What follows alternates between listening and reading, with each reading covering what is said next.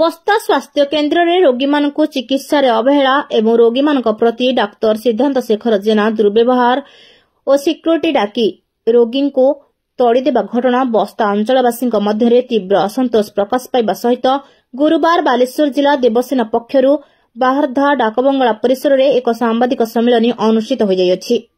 जिला IT cell अध्यक्ष सत्यरंजन बाबूपाणी सभापतित्व में यह सम्मेलन अनुष्ठित होता। देवसेना जिला सभापति शंकर कुमार जेना गत 6 तारिख में असुस्थ हो बस्ता मेडिकल में पहुंची निजर देह असुस्थ कथा डाक्तर को कहवा पर डाक्तर बाबू कौन परीक्षा न करी तांकु एपेंडिक्साइड होईछि बोली बालेश्वर को स्थानांतरित करने को परामर्श देथिले। तेबे श्री जेना अम्ल होइतबा कहवा पर डाक्तर उत्क्षिप्त होई गालीगुलज करने सहित सिक्योरिटी डाकी बाहर करने को तागिद करथिले। एने श्री जेना बस्ता स्वास्थ्य केन्द्र भारप्राप्त अधिकारी डाक्तर देवव्रत जेना को अवगत करने पर आज पर्यंत कौन प्रतिकार हो पारा नहीं। तेणु देवसेना पक्षरु दाबी से डाक्तर अन्यत्र बदली हेउ। तेबे देवसेना जिला सभापति शंकर जेना बस्ता थाना अधिकारी को एकत्रिता दरखास्त प्रदान करने सहित सीडीएमओ स्वास्थ्य मंत्री और ओडिशार मुख्यमंत्री को पोस्टाल माध्यम अभियोग पत्र प्रेरित करछन्ति। एही सांबादिक सम्मेलन में देवसेना जिला सभापति शंकर कुमार जेना देवसेनार समस्त कर्मकर्ता उपस्थित थिले। एही समस्यार समाधान नहेले आगामी दिन में देवसेना पक्षरु आंदोलन पंथा अवलंबन करिवे बोली प्रकाश करिसंति। शंकर कुमार जेना जिला अध्यक्ष देवसेना बालेश्वर। आज जो सांबादिक सम्मेलन आम करूँ मु गत शुक्रवार दिन बालेश्वर बस्ता चिकित्सालय को जाइए चिकित्सा से डॉक्टर जो अच्छा सिद्धार्थ शंकर जेना एमबीबीएस से मत बिना परीक्षा बिना एडमिशन बिना औषध रे मत डायरेक्ट कहले कि तुमको एपेंडिसाइड हो बालेश्वर रेफर कर दूची। मुझे पचारे जे आप बिना परीक्षा बिना मेडिसिन बिना एडमिशन केमी रेफर कर तू कौन डाक्तर कि एमती गुड़ाई प्रकार दुर्व्यवहार करने सहित मत धक्का मारी कार्ड द्वारा व्यवस्था कले जहाँकि मत अत्यंत दुख प्रकाश है सर्वसम्मुखें से अनेक लोक मत थे अनेक लोक रुंड हो गले जहाद्वारा कि मोर सम्मान हानि होती। मु चाहूँगी डॉक्टर एटा गोटे निहाती अभ्यासगत व्यवहार एटा नुआ व्यवहार नुह कहीं ना ए प्रकार व्यवहार आगु प्राक्टिस नथिले से सीधा सड़क मत भाव व्यवहार कर पार न तेणु यह आगुरी अनेक साधारण लोक पक्ष घटना घटी मो पक्ष घटी डॉक्टर प्रति दृढ़ कार्यानुष्ठान ग्रहण कर। अंतर्जामी राउल जिला ए जो आम बस्ता देवसेना अध्यक्ष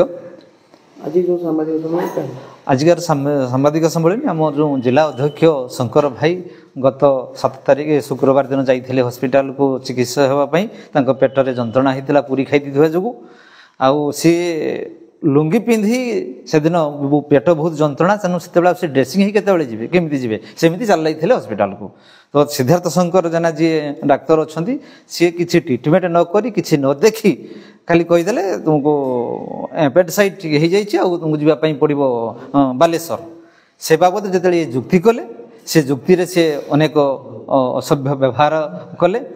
मोर कहबार कथा मोर जे जदि जड़े प्रतिष्ठित व्यक्ति लुंगी पिंधिकी गला बेलू ये व्यवहार होची तेणु साधारण मनीष जिते जाऊँगी जड़े डाक्तखाना कि प्रति कि व्यवहार हो बाबद आम थानार अभियोग करूँ थानार अभियोग करदेवा मात्रके विभिन्न महलू अभियोग पाखु फोन आसला जे ए बाबद बसी जाओ आम बुझीदेवु अमुक समय विभिन्न प्रकार कथा सेठू हो सहित आम जो जाइलु हॉस्पिटल जो मुख्य पाख एमओ पाखक सी ये बाबद गुरुत्व देले नहीं कहले चले। आम पचारू सी कहले कौन आम कौन व्यवहार शिखीदेवु ताको आम पचारू जाइए आम कथा कहते व्यवहार जो कौन आम व्यवहार शिखीदेवु आम द्वारा से कथा हो ना।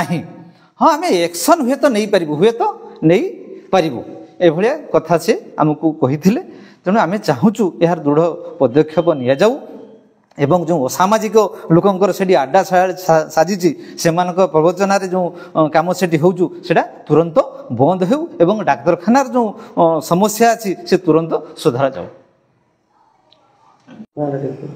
बाबूपाणी जिला आईटी अध्यक्ष देवसेना आज सांबादिक सम्मेलन कौन आमर सांबादिक सम्मेलन आज मुख्य उद्देश्य हूँ बस्ता गोष्ठी स्वास्थ्य केन्द्र सिद्धार्थ शंकर जेना चिकित्सा जाइथिले आमर जिला अध्यक्ष शंकर भाई तांको दुर्व्यवहार प्रदर्शन करचंती एवं सिक्यूरिटी लगेगी धक्का मारिकी बाहर करचंती। एटा तांकर चिराचरित्र पूर्व ढंग पूर्वरु एमती मध्य करचंती। तांको नारे अभियोग मध्य रहिछि जे से बारंबार ए सब करूचंती। ताको बोधे शक्ति जोगौचंती आमर जो एमओ देवव्रत जेना महोदय तांको शक्ति रे से ए भलिया दुर्व्यवहार करचंती। आउ सेति पई आमे देवसेना संगठन तरफरु दृढ़ निंदा करूछु दृढ़ कार्यानुष्ठान दाबी करूछु। आगामी दिन में एमती जमती न हो आउ से डाक्तर प्रति दृढ़ कार्यानुष्ठान हो बोली आम चाहूँ। आम दाबी रखीचु आम एमओ को जनईचु बस्ता इंचार्ज को जनईचु जे दृढ़ कार्यानुष्ठान नि जाऊ बोली सीडीएम को जनईचु। सीडीएम को फोन माध्यम गतकाली पचारिथिलु से कहले जे जहाँ एमओ करेंगे ना आम एक्शन नबू। तापर आमर health minister MLA MP health secretary CM समस्त को आम लेटर करूँ समस्त को लेखिक अभियोग जनईचु जे सिद्धार्थ शंकर जेना विरुद्ध में दृढ़ कार्यानुष्ठान हो ता सहित शक्ति जोगौथुवा एमओ इंचार्ज बस्ता देवव्रत जेना प्रति भी दृढ़ कार्यानुष्ठान हो। बालेश्वर जिलारो मानस रंजन बेहेरंको रिपोर्ट ज्योति प्रभा न्यूज।